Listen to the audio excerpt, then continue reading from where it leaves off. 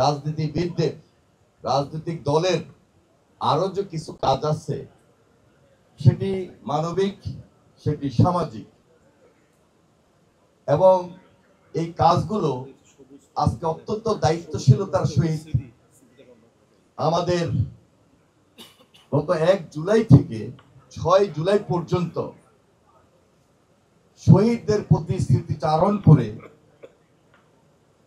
যে প্রোগ্রামগুলো আমরা নিয়েছি, বিশেষ করে আমাদের ভারপ্রাপ্ত চেয়ারম্যান জনাব তারেক রহমান তার চিন্তাধারা এবং তার পরামর্শে আজকে একটি বিশেষ দিন, এবং এই আয়োজনটি করেছেন আমরা বিএনপি পরিবার এবং বাংলাদেশ জাতীয়তাবাদী কৃষক দল। সেই জন্য আমি কৃষক দলের সভাপতি হাসান জাফরি তুহিন, শহীদুল ইসলাম বাবুলকে আন্তরিকভাবে মোবারকবাদ জানাই।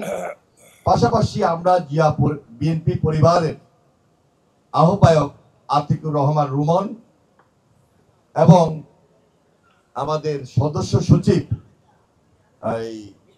মিথুনকে আমি আন্তরিকভাবে মোবারকবাদ জানাই। দেখুন, জুলাই আগস্ট আমাদের একটা আবেগ স্থান তৈরি হয়েছে। এই আবেগের স্থানটি হঠাৎ করে হয়নি। 17 বছর টানা অত্যাচার নির্যাতনকে প্রতিরোধ করতে গিয়ে যারা গুম হয়েছেন, খুন হয়েছেন, সর্বশেষ জুলাই আন্দোলনের শহীদ হয়েছে, এবং যার ফ্যাসিবাদী শাসন এবং শোষণের কারণে এই পরিস্থিতি সৃষ্টি হয়েছিল, তার বিরুদ্ধে লড়াই সংগ্রাম এখনো থেমে যায়নি।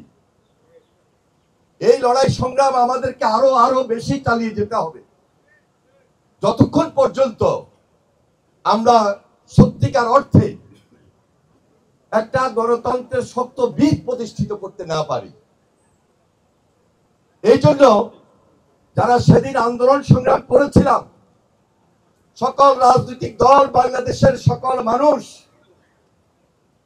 পুরো জাতি আমাদের দিকে তাকিয়ে আছে যে এই ফ্যাসিস্টের বিচার শেষ পর্যন্ত কতটুকু আমরা করতে পারি। আমাদের এই আবেগের স্থান থেকে জোরালো উচ্চারণ, হাসিনার বিচার সবার আগে আমরা চাই এবং করতে হবে, এর কোনো বিকল্প নাই। তাই ঐক্যটাকে সবচেয়ে বেশি প্রাধান্য দিতে হবে।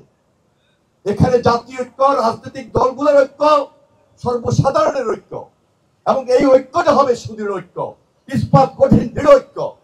এই ঐক্যকে এগিয়ে নিয়ে যেতে হলে একদিকে যেমন সংস্কার চলমান প্রক্রিয়া, আরেকদিকে যেমন নির্বাচন, এই নির্বাচনের মধ্য দিয়ে এই বাংলাদেশ একটা সত্যিকারের জনগণের সরকার প্রতিষ্ঠিত করতে হবে ইনশাআল্লাহ।